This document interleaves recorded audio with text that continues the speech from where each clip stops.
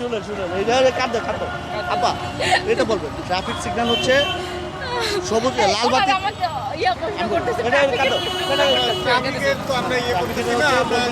লাল বাতিতে থেমে যাওয়া, হ্যাঁ দাঁড়া লাল বাতিতে থেমে যাওয়া, সবুজ বাতিতে রানিং হওয়া, কিন্তু ক্যামেরা ধরে রাখছি। সবুজ বাতিতে রানিং না সবুজ বাতিতে রানিং হওয়া আর হলুদ বাতিতে দিক নির্দেশন করা। ঠিক আছে, মনে থাকবে। ভাবে অবশ্যই সিগন্যালটাকে দেখা উচিত। আর ওভারটেক কেন করতে হবে? এখানে তো লেখাই থাকে একটা রোডে যখন সে যায় যে সে কত স্পিডে গাড়ি চলবে। তো এই স্পিডে যদি সবাই চলে তাহলে তো ওভারটেক করার দরকার হয় না।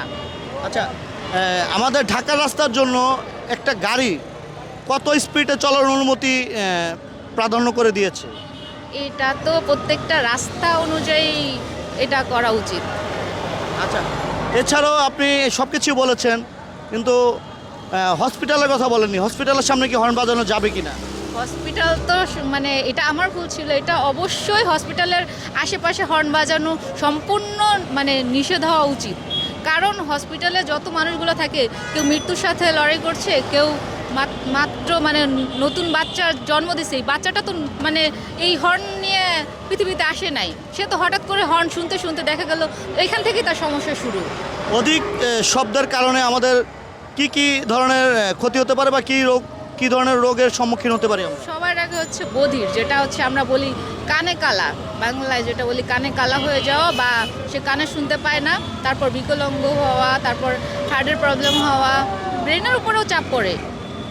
এটা যাই না বুঝে সবাই নিজের ক্ষতি নিজেরাই করে। এখানে আমরা কজনকে ধরে ধরে বলতে পারবো? আমরা 1 দিন 2 দিন 5 দিন 10 দিন এর আগেও আমরা কাজ করেছি। আমরা সবাইকে বলতে পারি যে আপনারা হর্ন বাজাবেন না, হর্ন বাজালে আপনার ক্ষতি, আমাদের ক্ষতি, আপনার পরিবারের ক্ষতি, প্রত্যেকটা যাত্রীর ক্ষতি, কিন্তু কজনে শুনছে? আচ্ছা, একটা কথা বলবেন, ট্রাফিক সিগন্যাল 3টা, লাল, সবুজ এবং হলুদ, কোন সিগন্যালে কোন বাতিতে কি ধরনের সংকেত দেয়? অবশ্যই এই আপনারা ট্রাফিকের কাজ আমাকে দিয়ে করাচ্ছেন কেন? আপনার কাজ করে নাই কেন?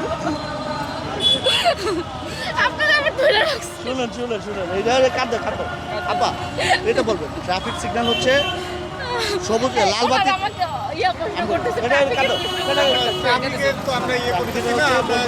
লাল বাতিতে থেমে যাওয়া, হ্যাঁ দাঁড়া লাল বাতিতে থেমে যাওয়া, সবুজ বাতিতে রানিং হওয়া, কিন্তু ক্যামেরা ধরে রাখছি। সবুজ বাতিতে রানিং না সবুজ বাতিতে রানিং হওয়া আর হলুদ বাতিতে দিক নির্দেশন করা। ঠিক আছে, মনে থাকবে। হ্যাঁ আপা, ট্রাফিক সিগন্যালে আমরা 3টা বাতি লক্ষ্য করতে পারি, লাল, সবুজ এবং হলুদ। কোন কোন বাতিতে কি ধরনের সংকেত দেয়? মূল কথা হচ্ছে আমি একজন ট্রাফিক সার্জন না, আমি এখানে হর্ন বন্ধ করতে আসছি। তারপরেও যতটুকু জানি এটা হচ্ছে সবুজ বাতি মানে হচ্ছে সে মানে চলবে, আর ইয়েলো হচ্ছে সে দিক নির্দেশনা করবে যে কোথায় যাবে কোথায় যাবে না, আর রেড সিগন্যাল মানে হচ্ছে সে থেমে যাবে এখানে।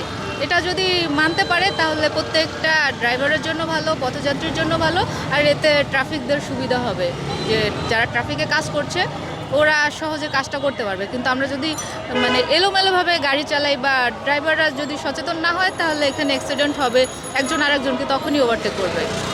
ধন্যবাদ। আপনাকেও ধন্যবাদ। আপনি